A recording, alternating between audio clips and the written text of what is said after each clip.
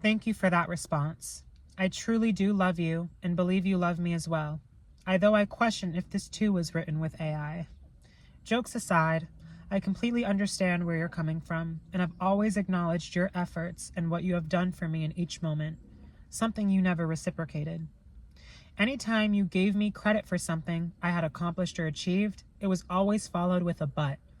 It was always followed with, I'm proud of your inner work, but as for your work life, you haven't done shit, you haven't done anything. No amount of I'm sorry or I love yous erases your voice in my head that replays, I'm disappointed in you. You need to understand how deeply you have hurt me. Intentional or not, you have hurt me, and that matters. Along with anything else that you've managed to say or do, I think it's despicable that a grown man can only find the opportunity to calmly express his feelings to me or show an ounce of sincerity or empathy once distance. Truth is, had I not taken initiative to get out, these words would have never been expressed to me. So yes, I don't expect you to grow and heal or change at the pacing I do, or to always agree with my decisions. But what I also don't expect is for you to find it convenient to show formulaic care through texts and calls when it was my wish I communicated to distance myself. You never made as much of an effort now than ever before, now that I'm gone. We spoke 3 times in my whole 2.5 months in Florida, 2 of which I called you. The conversations were brief and always focused around drama between my mother or work. It's funny because when I bring up drama between my other parent and myself, you're so quick to accept the fact that she was dismissive. That's something that he said in conversation. But when it's your turn to take responsibility over your own actions, you're silent. Not saying you're happy about my mom and I, but having there be trouble on the flip side makes your subconscious feel better about you and your parenting. It makes you feel more needed. When I was under your roof, while you have every right to touch base about jobs, as that was clearly mentioned as mandatory before I even flew back, our conversations rarely ever surfaced anything greater or deeper, unless weed was involved. I shouldn't have to be the pioneer of communication in a relationship with my own parent, my own elder. I shouldn't have to be the pioneer for healthy communication all the time, with anyone. That places me in a position I no longer wish to be in. I shouldn't have to break down in front of you for hours just to receive the bare minimum I'm sorry. I shouldn't have to be the laughingstock or the joke you crack when energy gets tense. I deserve love and laughter, but I also deserve my feelings to be treated seriously. I don't deserve to be gaslit when I express not wanting to be made fun of for my singing. I don't need to waste my own time hearing my own father say, I wasn't making fun of you. I worked hard to get you into music and acting. I hold resentment. Do you ever realize how childish you've acted? Simply because I've been equipped and conditioned at a young age to tolerate it? And when it's all said and done, your lack of empathy towards me is days after you harassed me. Your strategy was to pretend you never did it, or that you were unaware of how nasty you came across. I don't care what stage in life either of us are at. I don't need anyone speaking to me that way. This isn't to say that I'll hold a grudge, or that people can't change or be forgiven.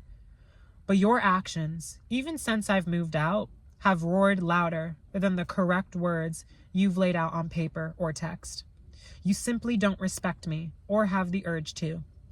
Maybe it's because I'm your child, and I understand from your perspective why it would be difficult for you to learn how to respect someone you've raised.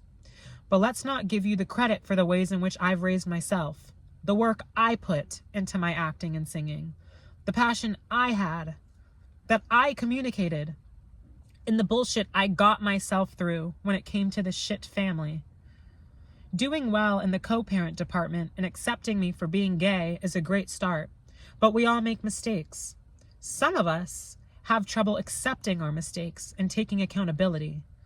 This in itself is just a disappointment, because it's a reminder that my father will never be the man I need him to be, to squash it in the moment, to put our egos and beliefs aside, to just connect heart to heart. I am so grateful for you and all you have done.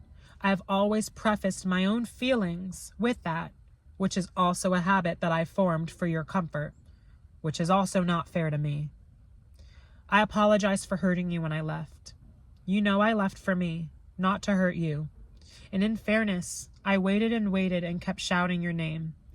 Your energy was so polarizing and unaccepting of my departure that I was honestly scared you were loading your gun, so I just left. Now you can see that two ways. The first being the easiest. He's crazy. I would never do that. He needs serious mental help. The second being, what have I done or said ever to make him feel afraid? Why was he afraid? Why did he need to leave so suddenly? Replay the scenes and the memories. I'm done being kind. I'm done being generous. Because being kind and generous is fine to people with good hearts. Being kind and generous to selfish family who expect it from you begin to go out of their way to abuse it and take it for granted. Allow yourself to feel guilt so you can release it. Allow yourself to be wrong so you can grow. Allow yourself to be quiet. Step out of your own comfort zone. And while yes, you were supportive, you always found it appropriate to throw doubt into my own head. Going to Florida, all you kept saying was, there? It's not safe. You'd be better off over here for your dreams. I bet you'll be back. And when I got back, it was, I knew you'd be back. But listen, I let you fuck around and do nothing all year. I don't want to argue over stupid little shit. What's little and stupid for you might not be for me. I understand why it'd feel inconvenient for you, but if simply listening to, communicating with, and working with your child was something that would have been taken as a stressor or an inconvenience, you shouldn't have had children. Your only job as a parent is to be my parent, not my therapist, not my sugar daddy, not my best friend where we're always just cussing each other out and insulting each other and that's it. That's fun. But when everything real lacks, it becomes sick. I've always said I am open to therapy. It helps everyone. It's a resource, just like money is a resource. Although it's began to control you and the family, resources are tools to help us. The one thing I have a problem with is every time I went directly to who had hurt me, the source, you, my mom. You guys failed to handle me with care and take blame. You failed to be parents. Instead, it was, what happened to our golden child? You were perfect. Now we don't know what happened. You need counseling. You need therapy. You don't know what happened? It's like all I've been trying to tell you, and you don't want to pick up that mirror. We can never get on with it if you sit there scared of the truth. Telling me I need therapy over something you guys continue to do makes it a solo me problem. It takes the blood and guilt off of your hands, and you hand it over to me. I've healed and gotten myself here. Me becoming aware of the pain and acknowledging it is proof of my healing. As for you, you're the same person you were 20 years ago. Instead of considering therapy for yourself or us both, you always made it a me problem. And that's like being left in the cold from your parent, especially when we're supposed to always be a team. Always. You've been playing for your team and shadowing mine. Give me your advice, your tips, your unsolicited and disrespectful opinions. I'll start playing for my own team, since that's how it's always been. Deep down, I know I don't have a genie, but I wish you would have taken the genuine time and effort it takes to go within and understand the depth of your wrongings and put in an effort to change, not just for me, but for yourself. I know you see all these problems as small and surface level, but the old me who disregarded his own feelings and who was unhappy with life is gone. Those days are over. Moving forward, just show me love how I show you love. It's okay to be positive and not negative all the time. Don't judge me for just being me. I don't need the weird comments on the pants I'm wearing or the heads up that someone you know I have blocked is trying to reach out. Be authentic if you want a relationship with me, and think every time before you do or say something. You should treat people how you want to be treated. Had Uncle Nayland said James wants to talk to you, you would be slightly annoyed that he mentioned it. James, by the way, is like an old best friend of my dad's. He was like an uncle to me, but they had a falling out.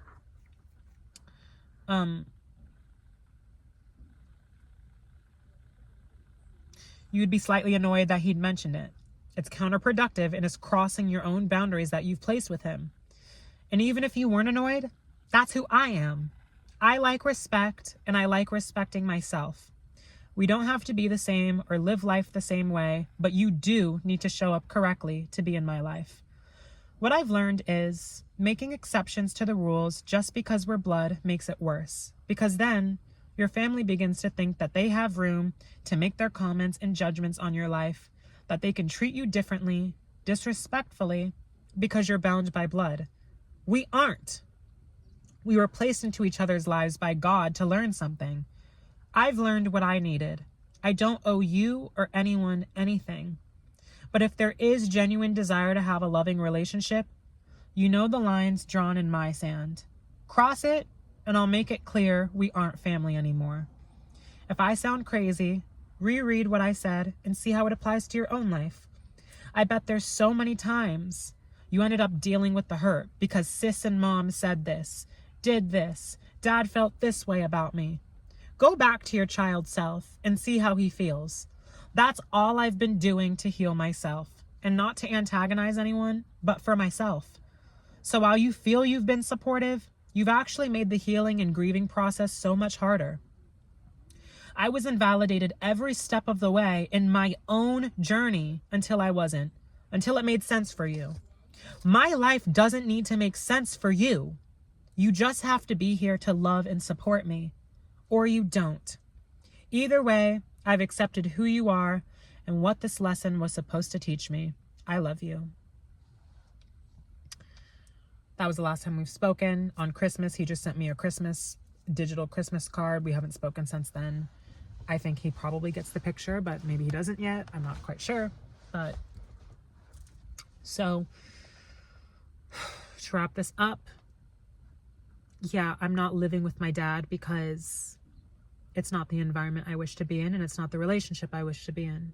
I'm not living with my sister because of the same reason. I'm not living with my mom because of the same reason. I'm not with any friends because of, go watch the How I Escaped My Old Life series. You can even put it on 2x speed, although I think it takes a lot of the emotional context out of it. But so I'm here and I'm figuring things out as I go.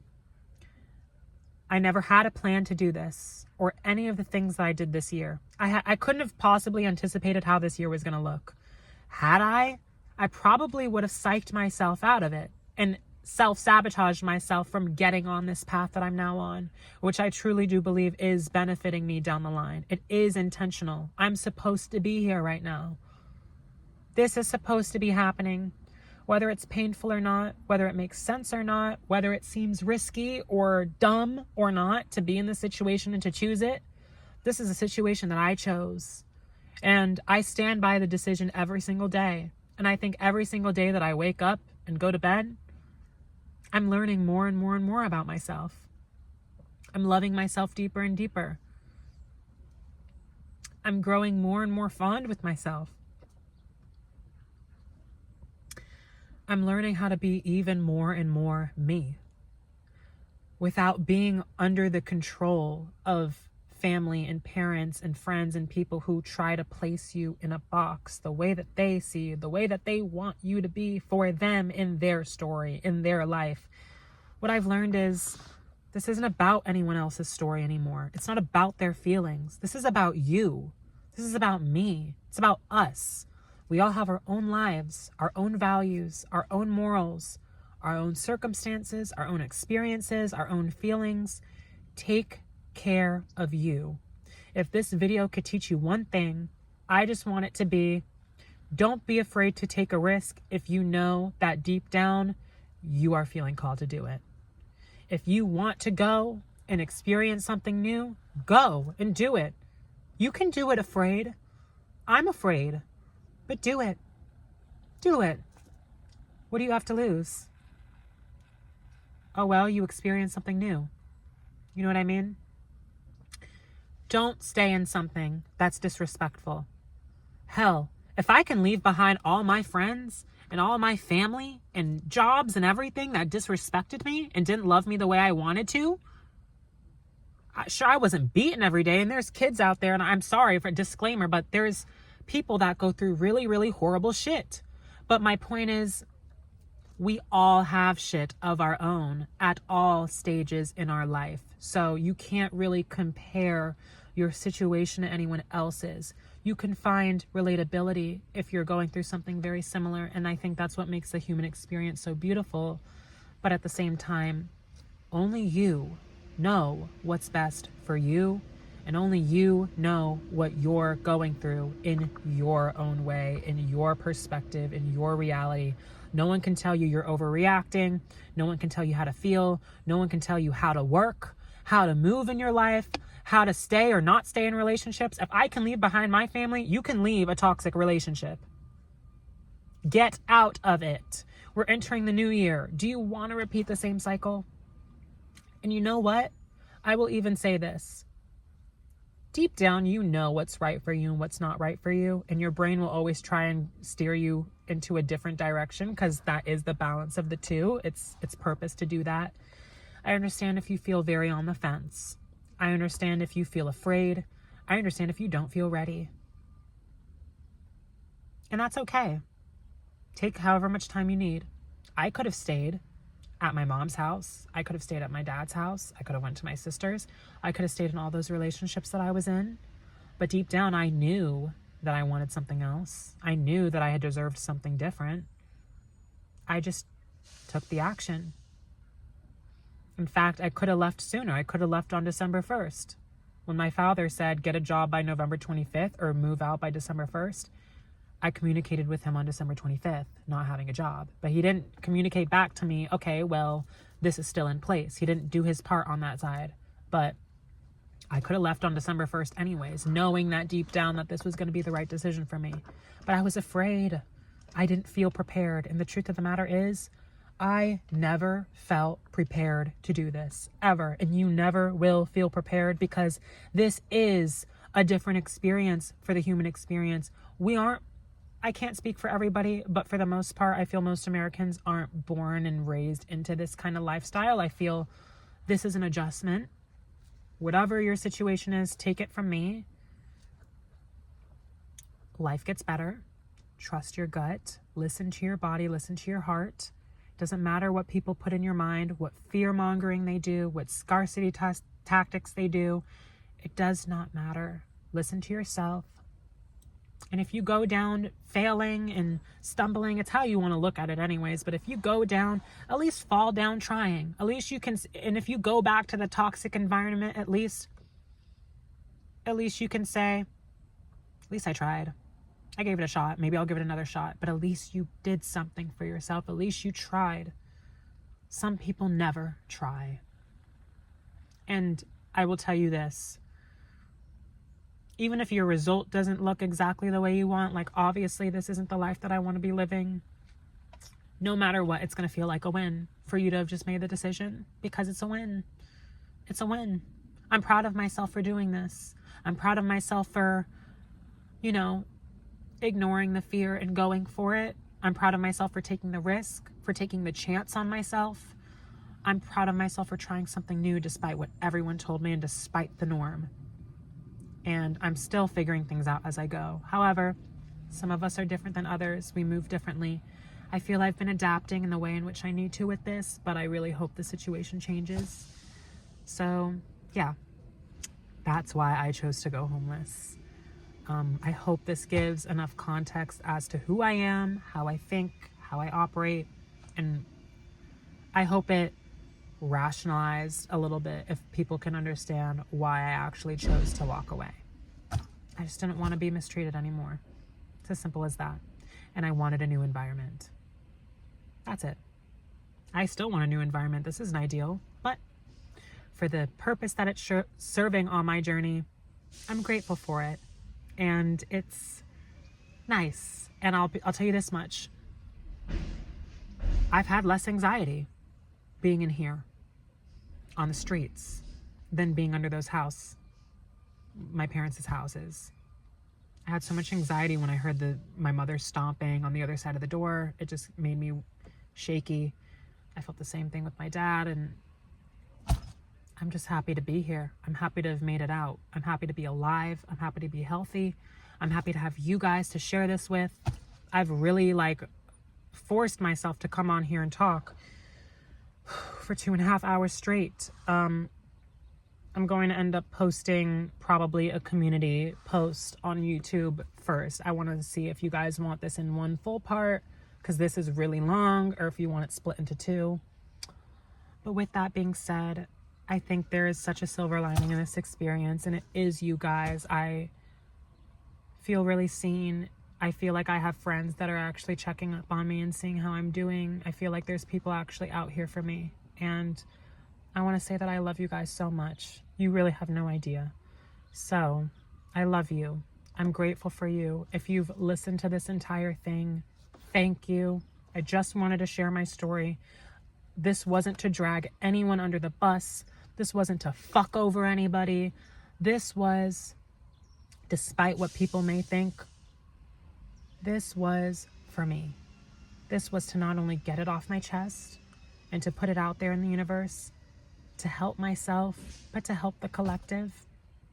Why would I choose to help my family that's mistreated me and protect them by keeping all of their mistreatment a secret, when I could be helping millions of people? When I could be helping one person? When I could save someone's life? When I could be saving my own life and clearing my own baggage? I don't owe anyone anything. You just owe yourself the grace and compassion that you show other people every single day. So with that being said, thank you for listening. Thank you for being here. Thank you for showing me your undivided love and support every step of the way. Thank you for cash apping me and helping me during this difficult time, for sending me gifts. Thank you for understanding. And I will do a Q&A going into the new year, I've decided. And if you want to leave any other questions down below, feel free. There is a post in the community section. It's the first one where you can just leave it. Otherwise, leave it on a video. I'll screenshot it. And yeah, thank you for being here and for listening. And as always, I love you so, so much. And I will see you guys in the next one. Bye.